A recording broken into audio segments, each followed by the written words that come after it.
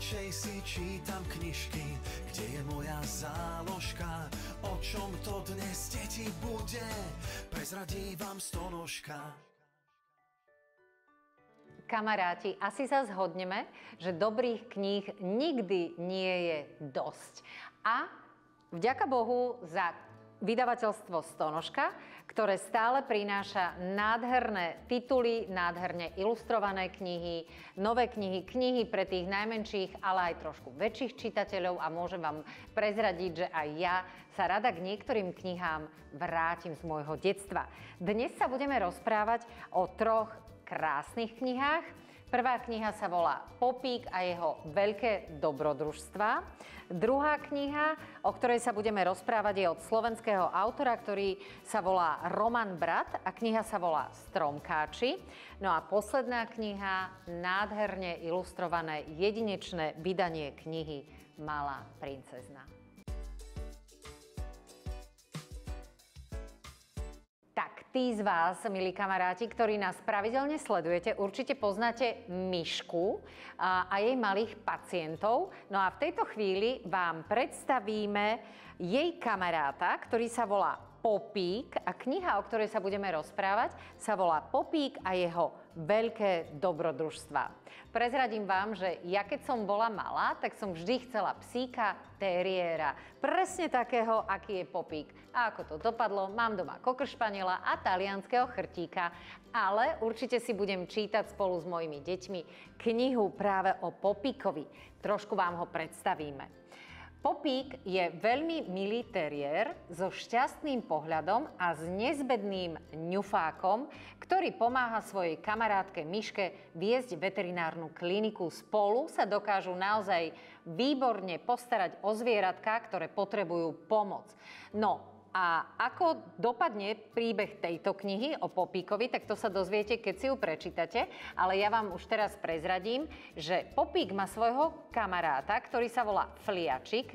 Milujú veľmi sa zabávať, no ale nie vždy to dopadne dobre. Milujú farby a práve farby a tieto dva psíky budú hlavnými hrdinami knihy, ktorá sa volá Popík a jeho veľké dobrodružstvá. A myslím, že pri tejto knihe zažijete veľa zábavy, tak ako aj my so Stonožkou a s mojimi deťmi. A milí rodičia, odložte, schovajte všetky farby, ktoré doma máte. Keď si vaše deti prečítajú túto knihu, tak pochopíte prečo. Prezradíme vám tajomstvo, milí kamaráti. Kniha, o ktorej sa teraz budeme rozprávať, patrí medzi naše najobľúbenejšie. Nehovorím si v tretej osobe, je to pretože tá kniha sa páči mne, ale aj Stonožke. Stonožka, pridaj sa k nám. Spoločne vám teraz predstavíme knihu, ktorá sa volá Malá princezna. Je to jedinečné dielo, ilustrované vydanie nesmrteľného klasického príbehu od autorky bestselleru Tajná záhrada. No a trošku vám predstavím hlavnú hrdinku. Ide o malú Sáru, ktorá je výnimočne inteligentná a privilegovaná študentka výberového licea pre mladé dámy pani Mičinovej. No a práve táto pani Mičinová si majetok Sárinho otca cení oveľa viac než vedomosti svojej zverenkyne.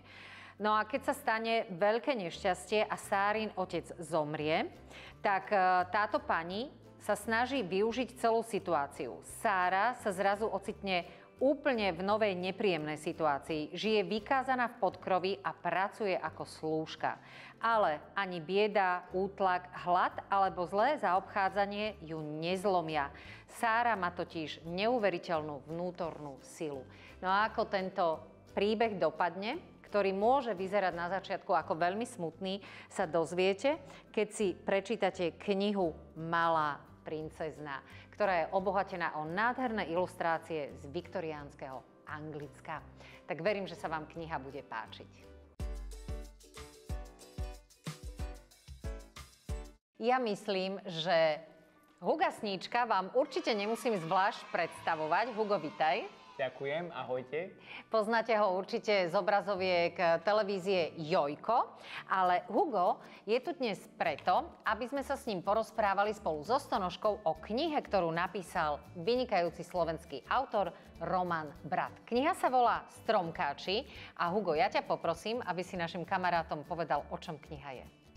No, kniha je o mojej obľúbenej téme, o zvieratkách. No a ide o to, že zvieratka v lese žijú na jednom strome, ale prídu tam pajkovia s pílami, čiže vlastne takí zlí ľudia, ktorí chcú vypíliť stromy. No a tieto zvieratka spolu na čele s jazvecom sa rozhodujú, že či opustia ten ich strom, alebo či budú bojovať. To znamená, že rozmýšľajú, či sa vzdajú svojho domčeka, alebo sa rozhodnú spojiť síly a v duchu hesla, ako to znie, všetci za jedného, jeden za všetkých, mušketieri, tak sa rozhodnú ostať a bojovať. No a ako to celé dopadne, tak to sa dozviete, milí kamaráti, keď si prečítate najnovšiu knihu od Romana Brata Stromkáči. Ale Hugo, keď už si medzi nami, tak mi prezrať, aký ty máš vzťah k čítaniu? Máš čas vôbec čítať? Musím sa priznať, že teraz čítam menej, ale keď som bol ešte malý sníček, tak som čítal veľmi veľa. A aká bola tvoja, alebo aká je tvoja najobľúbenejšia kniha? No moja najobľúbenejšia kniha, aj keď som bol malý a aj teraz, keď už som väčší, tak je práve Malý princ. A robím to tak, ako sa odporúča, že prečítať si tú knihu vlastne každých 5 rokov. Každých 5 rokov si ju znovu prečítam a vždy tam nájdem niečo nové, takže vlastne to bola, je a myslím si, že aj bude stále moja najobľúbenejšia kniha. Tak ste to, kamaráti, počuli. Najobľúbenejšia kniha sníčka Huga je kniha Malý princ. Sám vám povedal, ako tú knihu máte čítať. Ja sa veľmi teším, že si prijal pozvanie, že si našiel čas a teším sa, kedy sa stretneme opäť niekedy na budúce spolu aj so Stonožkou. Ja ďakujem veľmi pekne a tiež sa teším na ďalšie stretnutie. Ten, kto veľa knižiek číta, ten sa málo mami pýta. Knižka to je kamoška, prináša ju Stonožka.